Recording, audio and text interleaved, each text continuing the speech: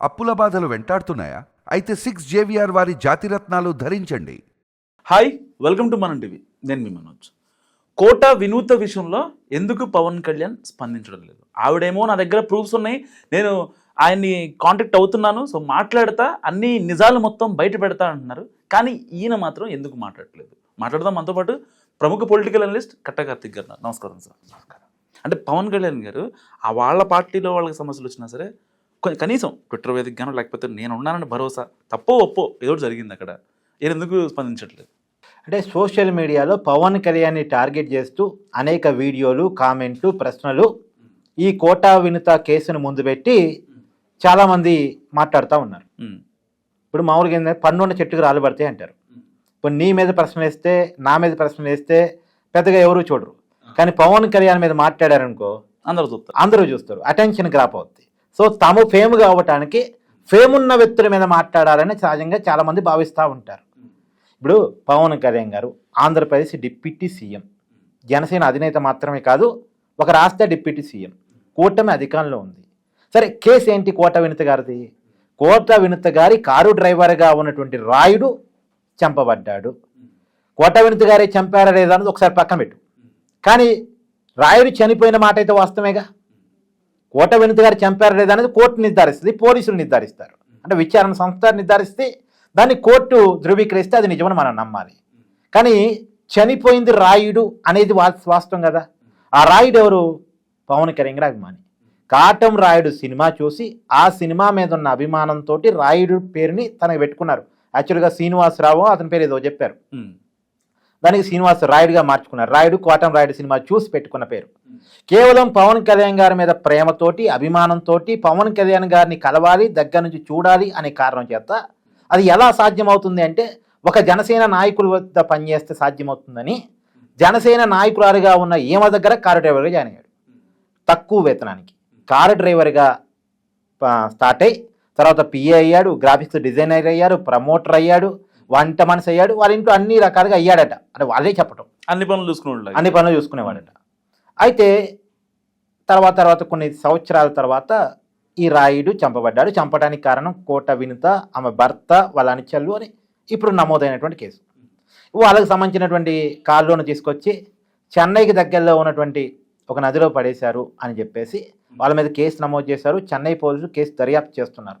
ఇప్పుడు ప్రస్తుతం police case పరిధిలో ఉంది, కోర్టు పరిధిలో కేసు ఉంది. పవన్ కళ్యాణ్ గారు ఇప్పుడు ఏమో చంపిందా లేదా, ఏ మీద కుట్ర జరిగిందా లేదా సెకండరీ. చనిపోయిందైతే ఒక చిన్న వ్యక్తి కదా, కార్ డ్రైవర్ కదా, ఓ సామాన్యుడు కదా. ఇప్పుడు వీళ్ళు ఆల్రెడీ కూటమి నాయకులు గతంలో వైసీపీ అయ్యాలో Anantababu car driver, MLC Anantababu తన కారు డ్రైవర్ని చంపి డోర్ డెలివరీ చేశారంటే వీళ్ళు ఎంత గట్టిగా మాట్లాడారు. ఇప్పుడు అదే తప్పు వీళ్ళ మీదకి వచ్చినప్పుడు, అదే నింద వీళ్ళ మీదకి వచ్చినప్పుడు స్పందించకుండా ఉండకూడదు కదా. కాబట్టి కోట వినుతని ఇమీడియట్గా పార్టీని సస్పెండ్ చేశారు. మీ సత్యత నిరూపించుకొని మళ్ళీ తిరిగి పార్టీలోకి వదురుగాను అన్న కారణం చేత ముందు వీళ్ళ మీద నింద మోపబడింది కాబట్టి వీళ్ళని పార్టీని సస్పెండ్ చేశారు. కాకపోతే ఏమేం చెప్తారు అంటే ఏమో డైరెక్ట్గా చెప్పడానికి కానీ ఏమో సంబంధించిన మనుషులు ఏం చెప్తున్నారు, కోట వినుత గారి మీద టీడీపీ ఎమ్మెల్యే, కూటమి ఎమ్మెల్యే అంటే కూటమి తరపున టీడీపీ అభ్యర్థి నిలబడ్డాడు అక్కడ, బొజ్జల సుధీర్ రెడ్డి కుట్ర చేశాడు. ఏమో సంబంధించినటువంటి పర్సనల్ వీడియోలు, వ్యక్తిగత వీడియోలు, రాయుడుకు సంబంధించినటువంటి డ్రైవర్ ద్వారా రాయుడికి డబ్బు ఆశ చూపించేసి బెదిరించేసి తెప్పించుకున్నారు. ఈవెందో కోట వినుతని కారుతో చంపే ప్రయత్నం కూడా చేశారు, యాక్సిడెంట్ చేసి. ఇలా రకరకాల ప్రయత్నాలు చేశారు. ఆమెకు సంబంధించిన పర్సనల్ డేటాని, వ్యక్తిగత వీడియోని అన్నీ కూడా తెప్పించుకున్నారు. ఇది కోట వినుత దంపతులు కనిపెట్టారు. అక్కడే రాయుడితో ఘర్షణ జరిగింది. ఇది ఎవరు చెప్తున్నారు? కోట వినుత సంబంధించిన వర్షను, వాళ్ళ మనుషుల వర్షను సోషల్ మీడియాలో వైరల్గా మారింది. ఇప్పుడు కోట వినుత వర్సెస్ సుధీర్ రెడ్డి, ఇది కూడా పక్కన పెట్టు. కోట వినుత వర్సెస్ జనసేనలోనే అక్కడ లోకల్లో ఉన్నటువంటి గ్యాప్ కూడా ఉంది. అంటే అక్కడ వాళ్ళలో కూడా వర్గాలు ఉన్నాయి. ఈ వర్గాల మధ్య పంచాయతీ జరిగినప్పుడు కూడా పార్టీ సముదాయించింది, ఏమకి సముచిత స్థానం ఇచ్చింది. ఇప్పుడు నీకు చంద్రబాబు నాయుడు గారి, పవన్ కళ్యాణ్ గారి ప్రమాణ స్వీకారం గుర్తుందా నీకు? ఆ రోజు మోడీ గారు వచ్చారు. మోడీ గారు ప్రధానమంత్రికి స్వాగతం పలకటానికి గన్నవరం ఎయిర్పోర్ట్కి కొంతమందిని పంపిస్తే ఆ కొంతమందిలో కోట వినుత కూడా ఉన్నారు. అంత ప్రయారిటీ ఇచ్చింది పార్టీ ఏమికి. ఏమని గతంలో వైసీపీయో లేదు అంటే దాంతో పవన్ కళ్యాణ్ గారు ఒకరి తప్పొచ్చుకొని వాళ్ళకి వార్నింగ్ కూడా ఇచ్చారు. సో ఏమైనా గట్టిగానే ఓన్ చేసుకున్నారు. ఏమో కొంత ఓపిక పట్టి ఉండుంటే ఏదో కార్పొరేషన్ చైర్మన్ వచ్చి ఉండేది.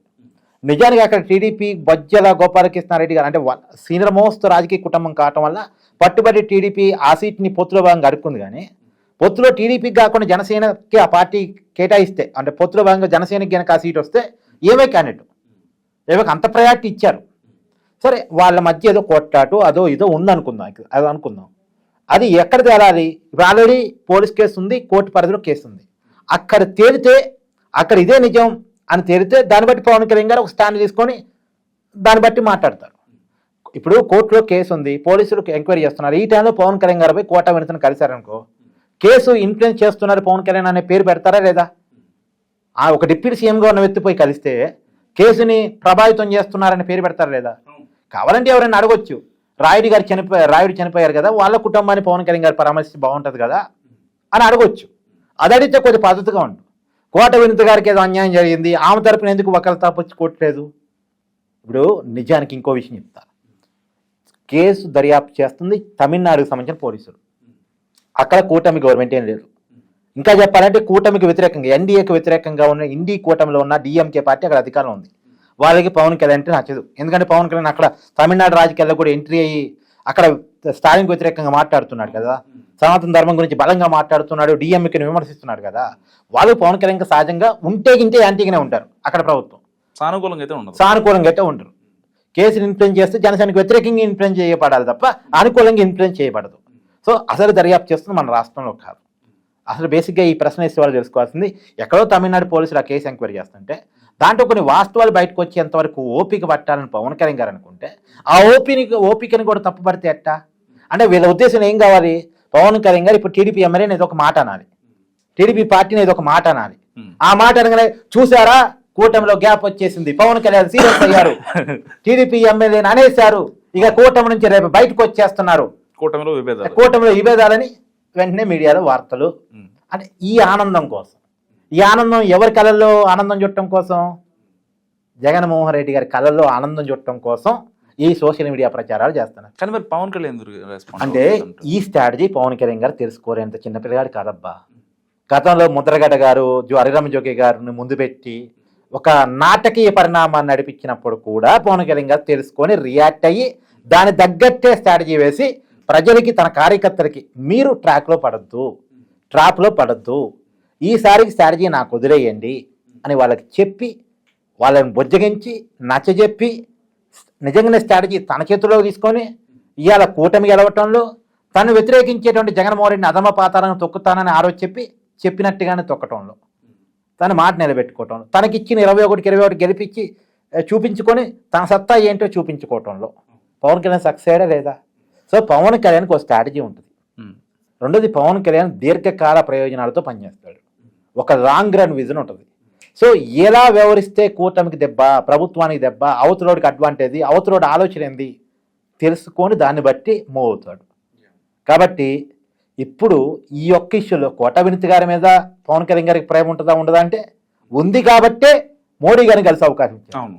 ఉంది కాబట్టే శ్రీకాళహస్తిలో ఇన్ఛార్జిగా పెట్టారు. ఉంది కాబట్టే ఆమెకు ప్రయారిటీ ఇచ్చారు.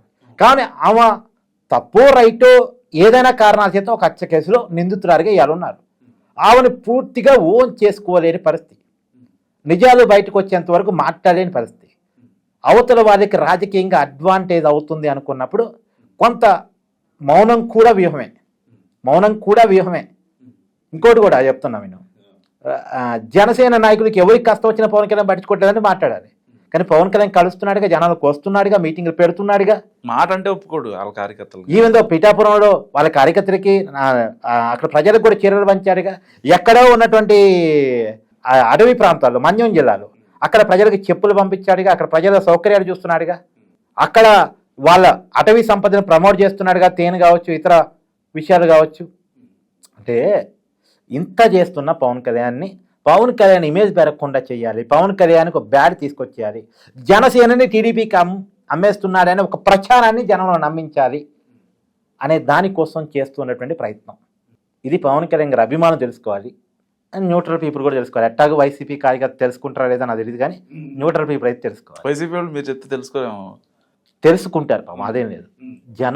జనానికి రాజకీయాలు పోయాల్సిన అవసరం లేదు. జనం ఒక ట్రాప్లో పడతారేమో, పడకుండా చూడాల్సిన బాధ్యత అన్నిటిగా మనకు ఉంటుంది, అంతే. Thank you so much Karthik గారు. సో ఇది కార్తీక్ గారు అన్న చూస్తూనే ఉండండి మనం టీవీ.